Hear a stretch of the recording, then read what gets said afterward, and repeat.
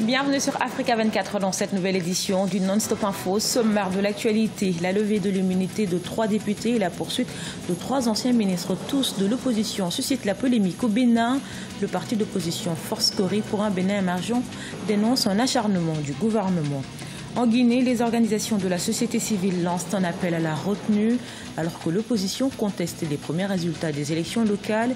Des incidents post-électoraux ont déjà fait plusieurs victimes. Et puis, bilan plutôt positif pour le Fonds rwandais d'investissement lancé en 2016. Il est entièrement alimenté par le contribuable. Le dispositif affiche une croissance de 13,6%. Mais tout d'abord, elles sont femmes de ménage, fonctionnaires, artisanes ou encore ouvrières, toutes béninoises. Elles s'étaient donné rendez-vous ce mardi à Cotonou, la capitale, pour exprimer leur colère contre la vie chère. Mais le rassemblement de ces femmes n'a pu avoir lieu en raison d'un fort déploiement policier. Elles ont toutefois adressé au président Patrice Talon une lettre de doléance. Il s'agit entre autres du dédommagement des personnes déguerpies des espaces publics, la réduction des impôts et taxes sur les marchés et l'arrêt de la liquidation des entreprises publiques. Toujours au Bénin, où le parti d'opposition Force Cori dénonce un acharnement contre ses partisans en cause la décision du gouvernement de lever l'immunité de 3 députés et la poursuite de 3 anciens ministres, des personnalités appartenant toutes à l'opposition. Reportage de notre correspondant Lefty Ono, commenté par Fanny Monichi. La demande de levée de l'immunité parlementaire de certains députés et d'autorisation de poursuite contre des anciens ministres continue de défrayer la chronique au Bénin. En effet, le gouvernement a décidé de la levée de l'immunité parlementaire et de l'autorisation de poursuite de 6 personnalités de l'opposition. Au nombre de ces mises en cause, 5 membres du parti Force Cori pour un Bénin émergent. Ce mardi 20 février 2018, les leaders de ce parti d'opposition sont montés au créneau pour dénoncer un acharnement contre leurs militants. Nous ne dénonçons pas le fait qu'on veille écouter nos camarades, qu'on veille lever leur immunité. Mais nous dénonçons la procédure. On ne voudrait pas empêcher la justice à faire son travail. Non. Ce que nous disons, nous réclamons plutôt c'est les conditions d'une justice équitable, les conditions d'une justice sans parti, les conditions d'une justice sans pression, les conditions d'une justice sans intimidation. La requête transmise par le garde des Sceaux porte sur la levée de l'immunité de 3 députés de la minorité parlementaire, dont le secrétaire exécutif national du parti FCBE, Valentin Djenontin. Aussi, l'autorisation de poursuite contre 3 anciens ministres de Boni Yayi, notamment l'ancienne ministre de l'Agriculture Fatouma Djibril, l'ancien ministre de l'Économie et des Finances Komi Kouché et l'ancien ministre de la Fonction publique Garba Yaya. Ils ont mis le Parlement devant ses responsabilités, mais en sachant par avance que le Parlement était acquis à l'exécutif, comme l'a dit le président de l'Assemblée nationale. Mais le peuple attend de voir si les erreurs commises par les représentants du peuple jusque-là se poursuivront. Parce que c'est grotesque. Et il faut le dire au gouvernement. Il faut lui dire que c'est grotesque. Ils doivent être un peu plus raffinés.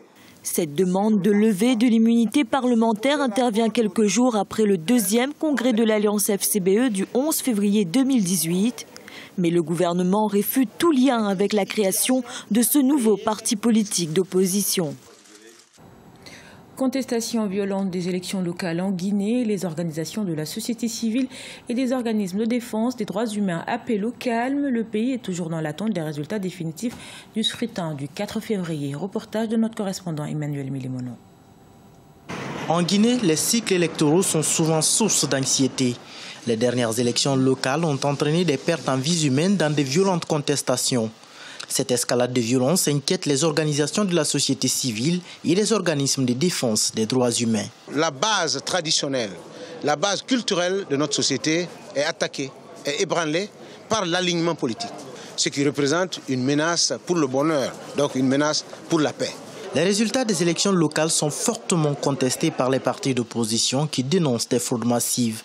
Dans certaines zones de Conakry, notamment la route Le Prince, fief de l'opposition, la circulation est régulièrement perturbée. Nous allons donner comme héritage à nos enfants qu'il y ait de violence. Et la violence ne règle jamais la situation. La violence ne peut que détruire un pays. Ce n'est pas honorable. À 60 ans d'indépendance, il faut que le dialogue prenne au-dessus de toute violence et des situations que nous sommes en train de voir aujourd'hui. Les dernières violences ont entraîné 7 victimes, dont un étudiant atteint par balle à Conakry. Les forces de l'ordre ont procédé à environ 50 interpellations dans la sous-préfecture de Kalinko, où 5 victimes ont été dénombrées. La plupart des partis politiques ont néanmoins déposé des recours devant les tribunaux pour demander l'annulation de certains résultats, source des litiges.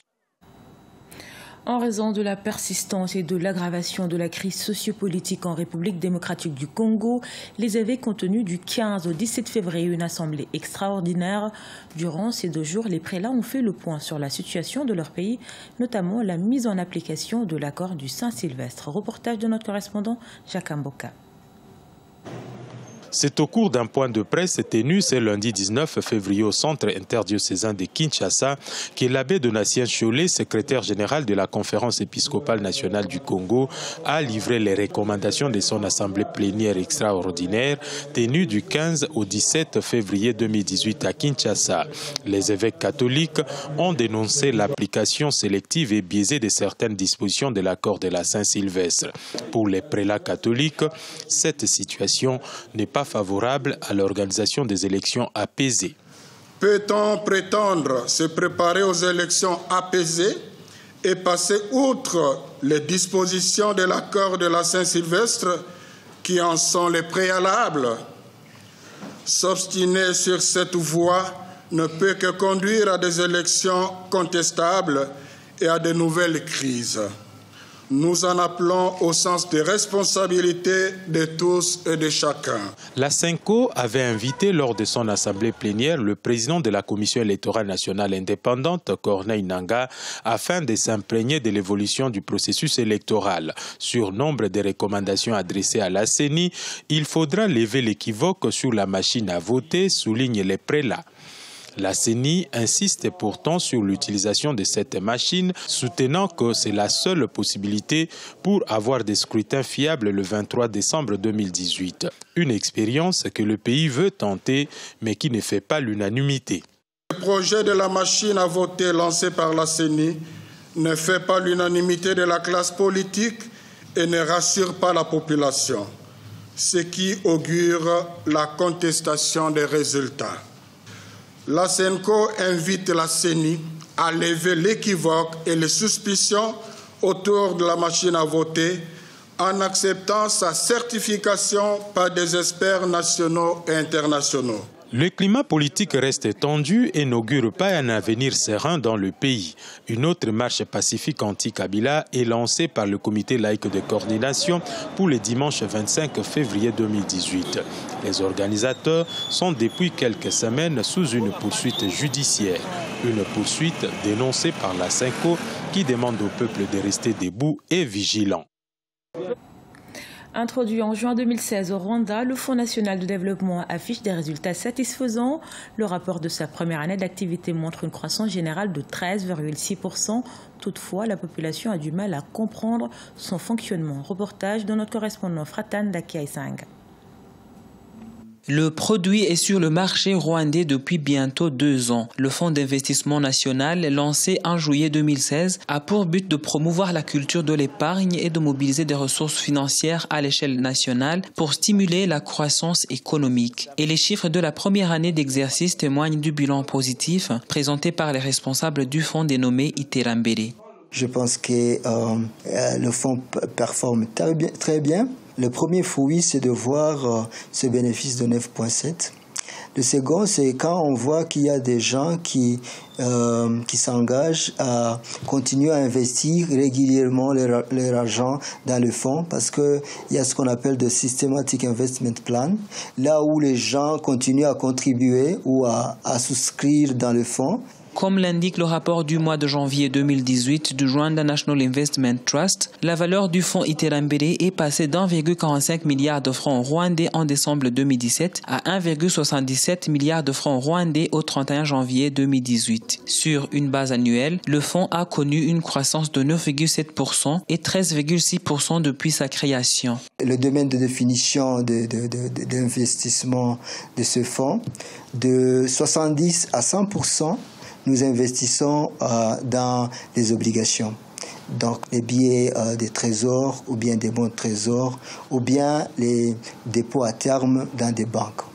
Environ 2000 personnes ont déjà investi dans le fonds et 30% contribuent d'une façon régulière. Mais malgré l'avenir prometteur de cette initiative, le taux de participation reste faible. Une situation qui est largement due à la non-compréhension de son nouveau concept pour le public rwandais. Ce journal a été réalisé par l'ensemble de la rédaction. Merci pour votre fidélité. Dans un instant, une nouvelle édition de l'actualité sur Africa 24.